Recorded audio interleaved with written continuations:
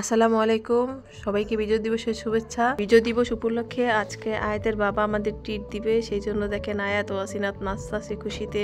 তাড়াতাড়ি তাদেরকে রেডি করে দিছি, যেহেতু বিজয় দিবস সেই জন্য সে লাল শাড়ি পরবে আর আমি সবুজ শাড়ি পরছি। মা মেয়ে পতাকার মতো আর কি মিল করে নিছি। ওয়াসিন তো ছোট, তাই ওকে শাড়িটারি পরানো রেটে করি নাই, বাইরে অনেক শীত সেজন্য সোয়েটার পরাই নিছি। এই যে বাসা থেকে বের হয়ে গেলাম আমরা।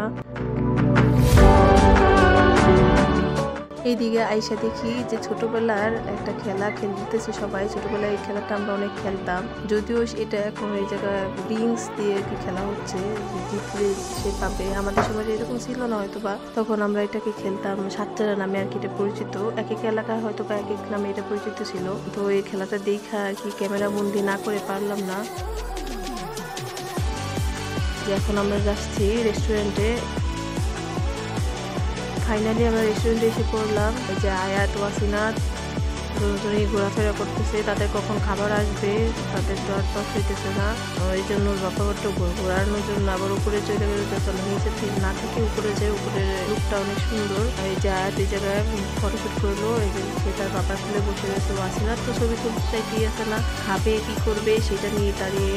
ওর বন্দি জিনিসটা ভালো লাগে না, খেলা করবে দুষ্টুমি করবে এটা চায়। এই জায়গায় ভিডিও এসে বসে থাকবে ডিসিপ্লিন মতো, সেটা পছন্দ না একেবারেই। বাইরে থেকে মোরলি কিনছিলাম, খাবার দিতে দেরি হচ্ছে দেখে ওরা দু বোন পাগল হয়ে গেছে, খুব ক্ষুধা লাগছে তাদের, সেজন্য তারা মোরলি খাওয়া শুরু করে দিয়েছে। একটা কফি অর্ডার দিছিলাম, যে দুই বোন মিলে ঝগড়া শুরু করে দিয়েছে একটা কফি নিয়ে। যদিও কফি টফি খাওয়াইতে চাই না আমি ওদের, তাও কি করব, যেহেতু দেরি হচ্ছে খাবারটা আসতে, সেই জন্য তারা একে অপরকে খাওয়াই দিচ্ছে, আবার ঝগড়াও করতেছে।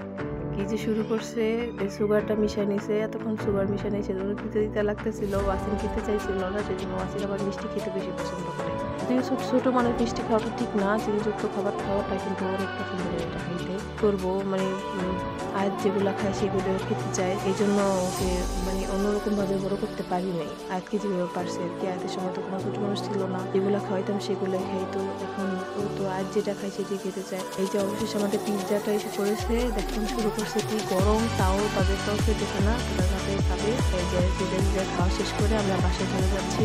সবাই আমার ইউটিউব চ্যানেলটি সাবস্ক্রাইব করবেন এবং ফেসবুক পেজটি ফলো দিয়ে রাখবেন, যাতে নতুন ভিডিও আপনারা দেখতে পারেন।